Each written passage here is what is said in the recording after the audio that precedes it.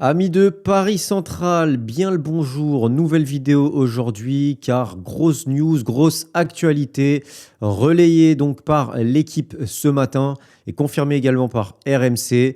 Donc selon l'équipe, il y aurait donc une demande de revalorisation salariale pour un nouveau contrat pour Ousmane Dembélé au Paris Saint-Germain, voulant donc surfer sur ce ballon d'or, ce nouveau statut pour le joueur français. On le rappelle, un contrat qui court jusqu'en 2028 et le Paris Saint-Germain d'ailleurs a déjà acté certaines prolongations, notamment celle de Pacho. Et on le sait, en ce moment même, ça travaille pour prolonger les joueurs comme Fabian Ruiz, donc fin de contrat 2027, comme Mayoulou et donc tous ceux de 2028, dont Ousmane Dembélé, le nouveau Ballon d'Or, actuellement blessé mais très bientôt de retour sur les terrains.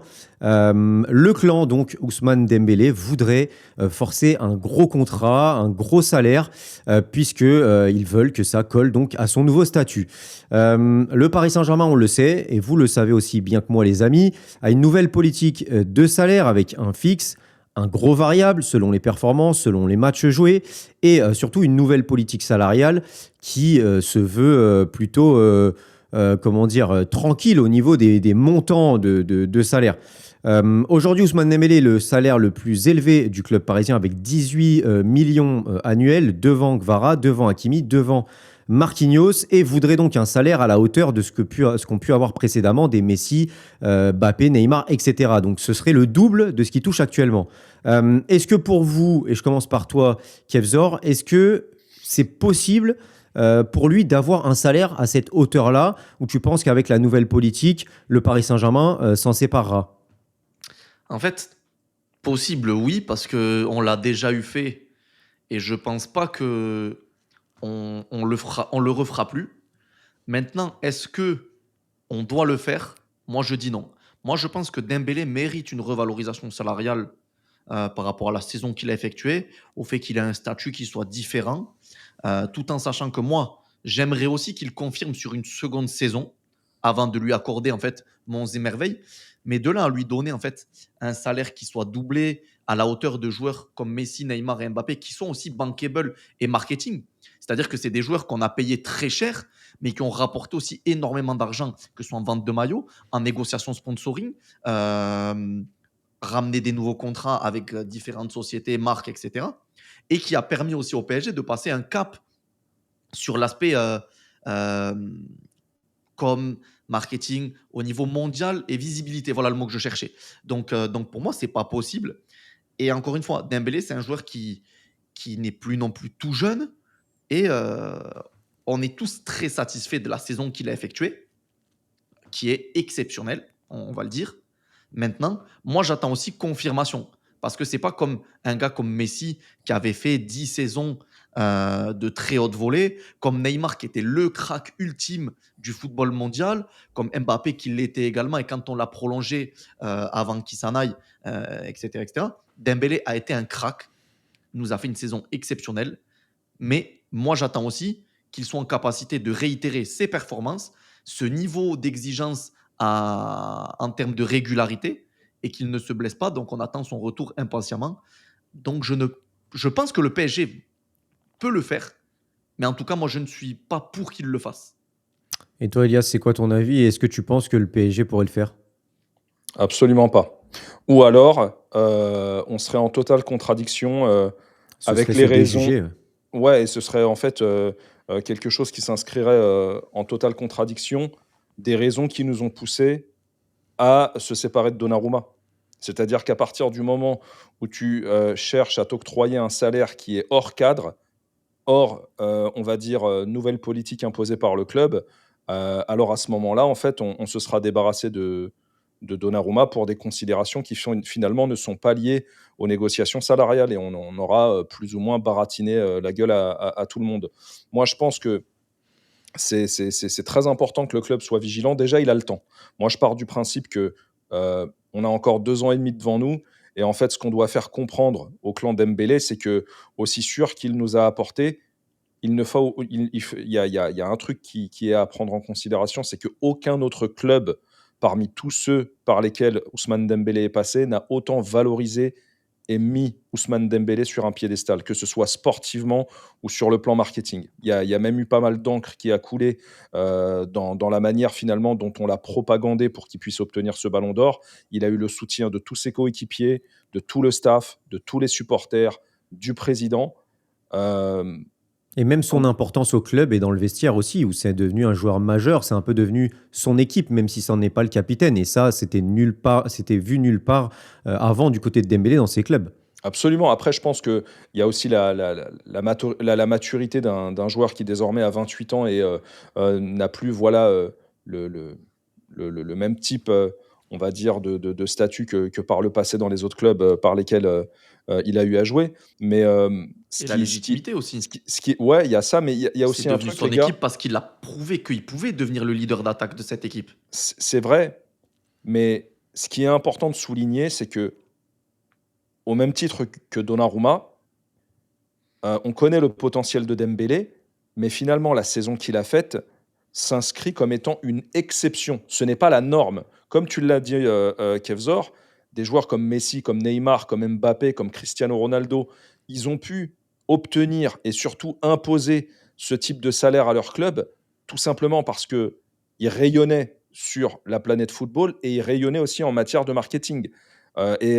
Concrètement, ce qu'on te donne en salaire, tu pouvais nous le rendre en droit d'image ou en sponsoring. Ce n'est pas encore le cas avec Ousmane. Ousmane n'est pas encore un produit bankable. Et pour pouvoir obtenir quelque chose de l'ordre de 25-30 millions annuels, eh ben, il va falloir, selon moi, qu'il confirme.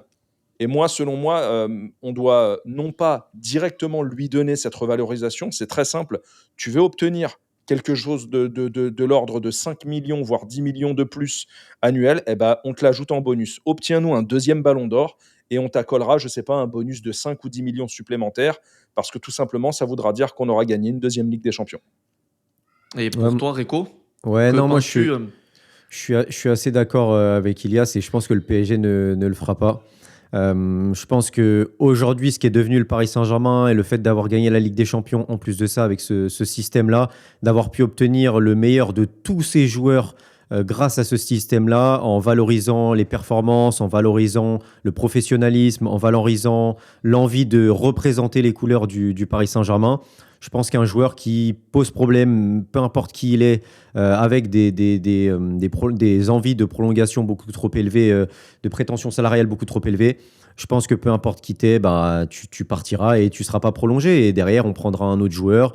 Il peut y avoir par exemple un Julian Alvarez que j'évoquais ce midi dans le podcast qui pourrait partir. Tu peux en trouver d'autres, tu en as même au sein du club qui pourront endosser ce rôle. Donc je pense que le PSG ne s'est pas trompé en partant dans cette politique-là.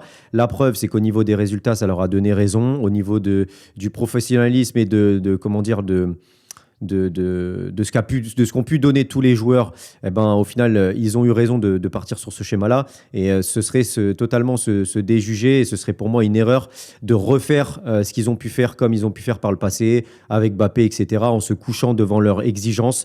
Aujourd'hui, le club est le plus important. Et si Dembélé n'a plus envie de porter les couleurs du Paris Saint-Germain parce qu'il estime vouloir 30 millions annuels, bah, qu'il aille les chercher ailleurs. Et comme tu l'as dit d'ailleurs, Kev, je pense qu'il ne les trouvera pas ailleurs. Donc C'est au final, il exactement vaut ce que mieux j'allais rester dire. chez nous.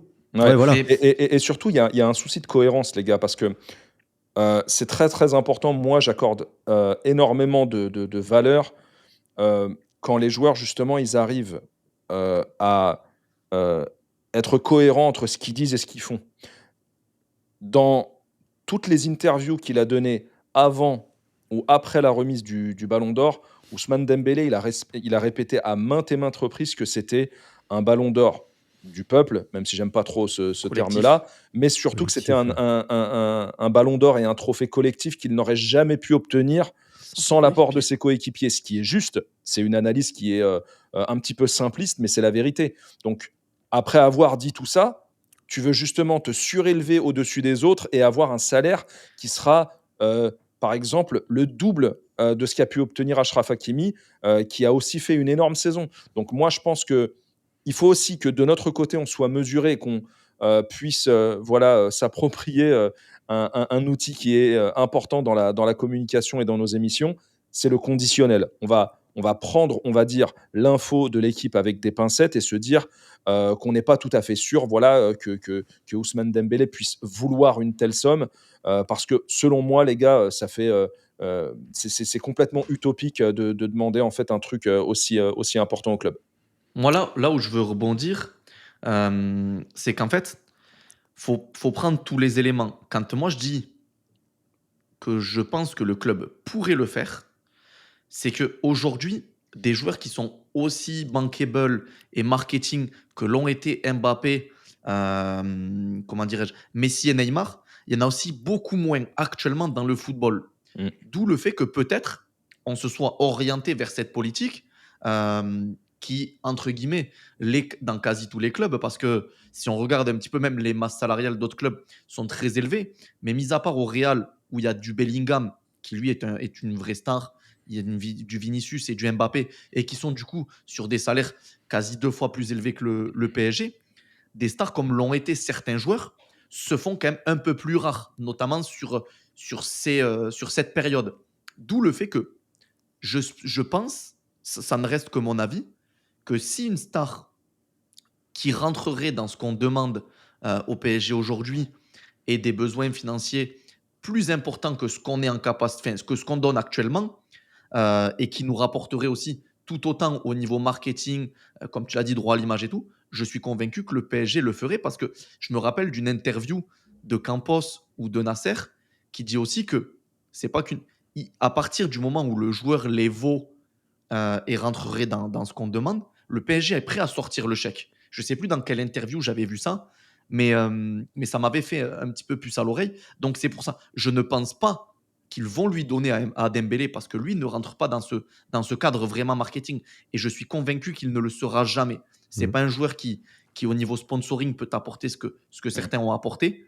D'où le fait qu'on refusera. Il aura sa revalorisation, mais pas à la hauteur de certains.